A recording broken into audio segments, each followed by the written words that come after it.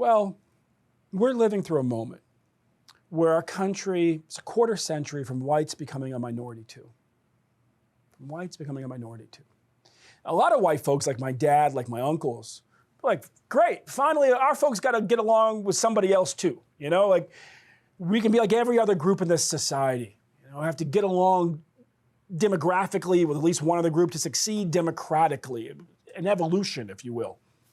There's a bunch of other white folks who are, and frankly, typically very rich special interests who are deeply entrenched in the status quo, and they fear that change. They fear that change because they know, for example, there is no green vote, there is no environmentalist vote without the black and brown vote, right? That rising tide, if you will, of people of color in this country means that things will shift in ways that will have impact on, for example, an industry that depends on its ability to destroy the planet to prosper.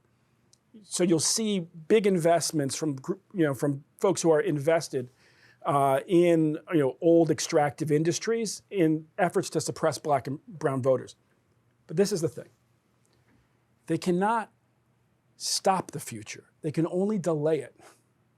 And so ultimately, yes, I believe we are headed towards a more inclusive, more representative democracy. It does mean that we are in for some tough times. It does mean that we have to make a choice. Are we going to allow them to succeed in delaying that better day for all of our children? Or are we going to do what Dr. King inspired us to do, what you inspired us to do when I was young, which is just to lean into the moment and push hard and organize to make a better future come faster for all our kids. And that future, I believe, is better for white kids as well as kids of color.